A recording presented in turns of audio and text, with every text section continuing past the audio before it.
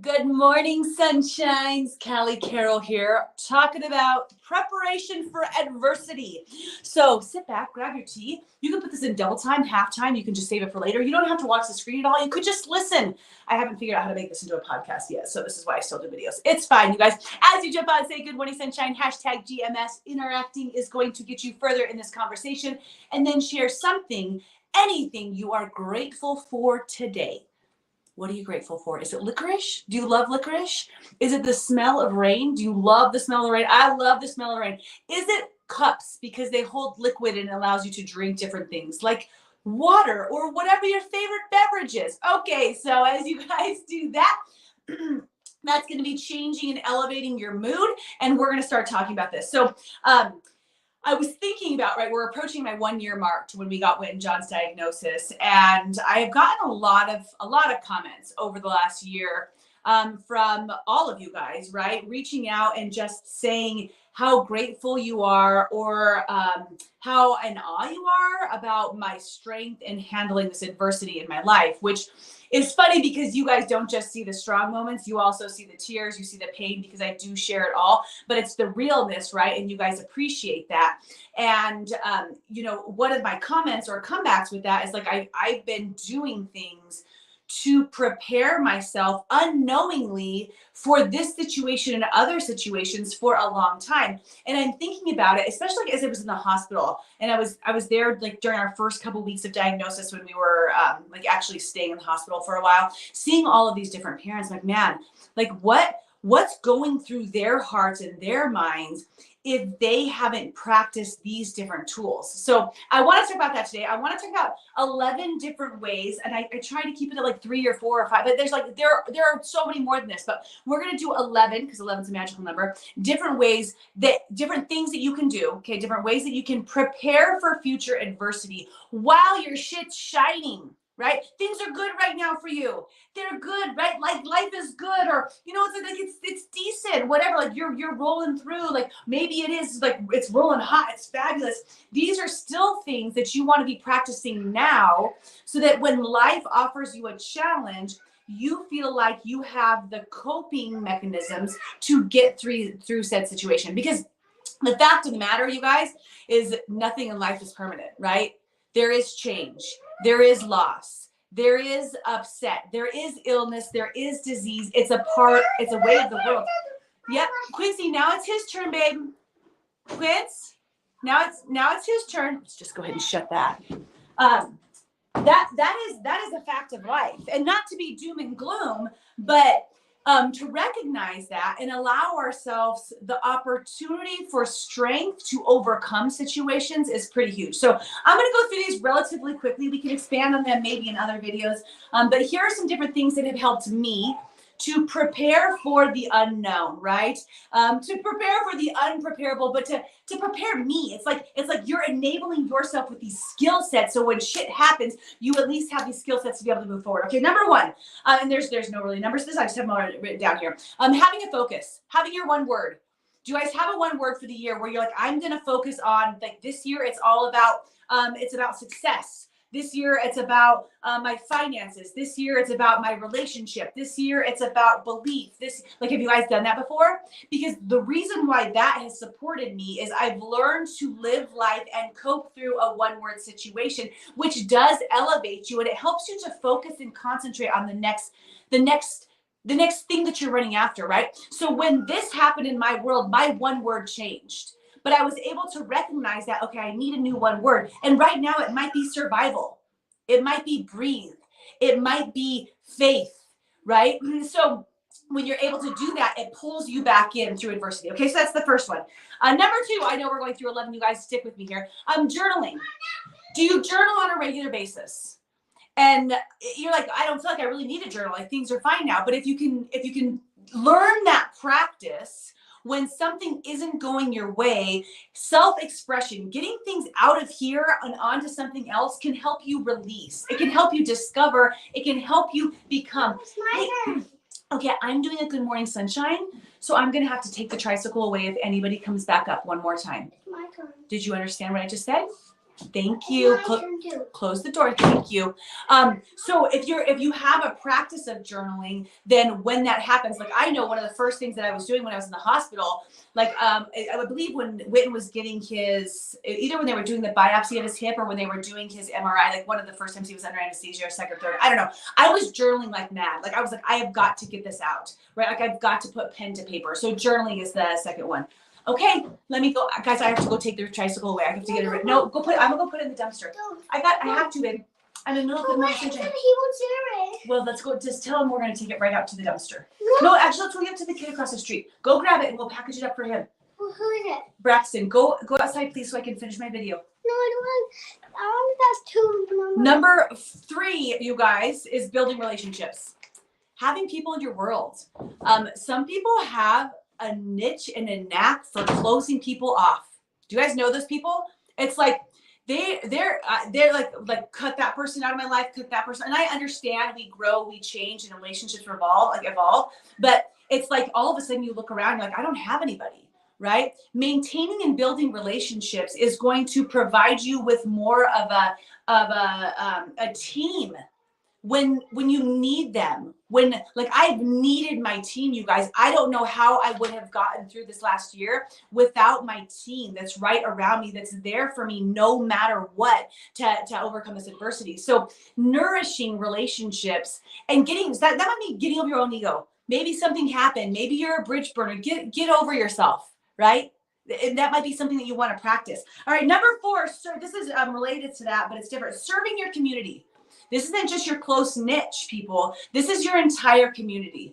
Because in adversity, one of the major ways to get through something is to serve others who are going through things. And if you've practiced serving now, you're going to know how to serve later. What does that mean to you? For me, this is serving. Serving is talking to other people. Serving is teaching. Serving is offering perspective. Serving is being an ear. And there's other ways of serving, right? There's so many different ways. But how can you serve others now while things are good? That could be like literally going down and serving meals. That could be donating funds. That could be Habitat for Humanity. That could be bringing a friend a basket when you know that she's having a hard day, like, right? Helping other people overcome their adversity. And you know what happens when you do that? Your community shows up for you. My gosh, like, I cannot believe the community that has showed up for us over the last year.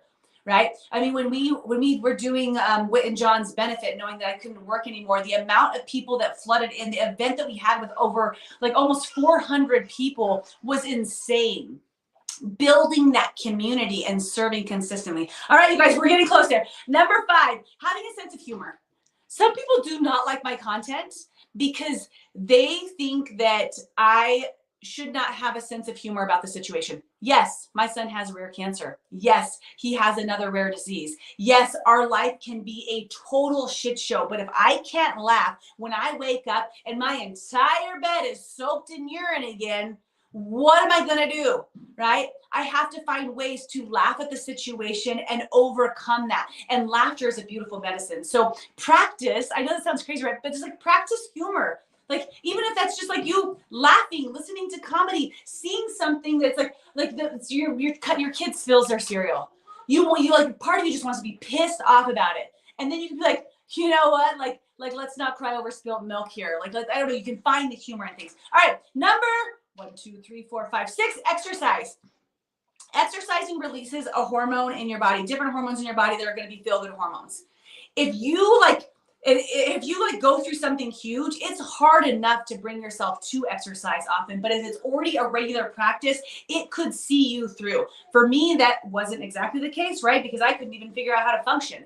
But I knew that I had it to come back to because I had practiced it in the past. So you being on a regular kick of walking for 30 minutes, a couple days a week, 5 days a week, right? It doesn't have to be something huge. Waking up and just doing push-ups, something where you're releasing those hormones, that's going to support you in the future when adversity does hit, because you'll know that you have the skill set to do that, right? And so they go, oh, well, I never could. Well, I already did. I did for the years past. Right now, I'm in a shit show of a world, but yes, I can still walk. I can still get some fresh air and be with nature. All right, number 7, faith. Guys, faith has connected me to everything through this process. And if anything, my faith has gotten unbelievably stronger. I didn't know that it could, but it's amazing how closer I am to my spirituality through adversity. And having your source of faith now, knowing what that means to you, not to the people around you guys, figuring out what your spirituality means to you so that you can connect to that. When you acknowledge that like life is not going to be perfect forever, and there will be loss, and there will be disease, and there will be death, and there will be different adversities that you have to overcome, right? Like acknowledging that, but having your connection to your faith. All right, almost there, you guys. Passion. Do you have something you're passionate about? Because passion can see us through so many adversities. If you're passionate about something, giving to someone, doing something, building something, creating something, when you're going through it, yes, you're going to have your times of grievances. You're going to have your times of where maybe you let go of that for a little while, but you know you have that passion to come back to, or you've experienced the passion in such that you know that you're going to want to discover your next. I was watching one of my favorite TikTokers, and she's having talking about like her final months of pregnancy and how hard it is. And it is like, right? Like that can be a lot of things, but she's like, my passion right now is crocheting. It's what brings me happiness. And it could be something as simple as that. What's your passion? Do you have a passion? Last three, you guys, meditation and breath. All right. Finding a way to breathe during the storm. Maybe you're doing a live video and you're trying to support a bunch of people with 11 ways of how to support yourself going through a future adversity. And your kids continuously come in talking about a tricycle. And you're like, you know what? I can breathe through this. Right? A lot of people they don't know how to get quiet. I didn't know how to get quiet 8 years ago. It was a skill that I've been working on, right? Breathing is a skill. I know you shallow breathe all day long, right? Panting, but can you really like stop and breathe? Could you sit in a room with your children being loud and crazy and full of energy and sit literally on the floor in the middle of that room and just take some deep breaths, regardless of what's going on? Because you need that sort of focused meditation and breath when adversity hits, because it's going to be a tornado around you. I hate to be like pushing that out, right? But at that time, when those times come, it feels like a tornado around us. I know for me, in middle of diagnosis, right? Sitting in the lobby there, pausing and taking a deep breath and allowing myself just to be for a second and connecting to my spirituality. That's huge. Last two, you guys, practice your controllable and your uncontrollables. Meaning, as you go through everyday life, there are controllables and uncontrollables, right? Let's just, you leave to go to work in the morning, right? There are controllables and uncontrollables. You control what time you left, right? You control whether or not you got gas the day before. You can't control the accident that happened 20 minutes before you that's up above, that's now has you sitting in back-to-back traffic where you can't even get off the highway.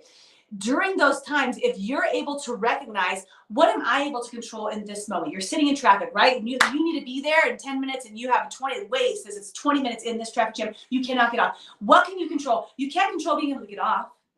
Right? You can't control exiting. You can't control what happened before. You can't go back and say, oh, well, I should have left 20 minutes earlier. I should have done this, or I could have done this, or I wish I would have. You can't control that now. Maybe future situations, maybe it's going to make you change some things, right? But like right now, what can you control? Can you turn on some personal development? Could you throw on a song, one of your favorite songs? Could you roll down the windows and get some fresh air, or is it just going to be full of honking and exhaust? Then roll the windows up. Put it in the air freshener, right? And when you practice that, when you find yourself in an adverse situation, you'll be able to more clearly recognize and acknowledge, okay, I can't control that my son has cancer. I can't control that. That has happened, right? But what I can control is the doctors, not the doctors, but advocating for different doctors, making sure that he's getting what he needs, pushing for the different treatments, doing my best to be there for him in his time of need. Right now, things that I'm doing is finding the right therapist to try to work on some of these sensory issues, allowing for him and welcoming the fact that he can only wear footsie pajamas. It is what it is. Not getting angry at him when he won't eat certain foods because his palate is different from his chemo, and I can control that piece of it. I can't control certain things, and I recognize that, and I give that to God. The things I can control, those are the things that I dive into and do my best in.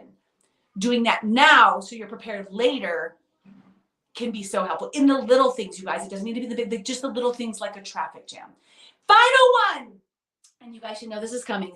The final thing that has supported me in facing the adverse situation that we're in right now, and any that I have encountered, and the one that I encounter still to this day, and I just don't know, like, God didn't bring this to my world 10 years ago because I didn't have this ability yet, because I don't know if I would have survived without this practice.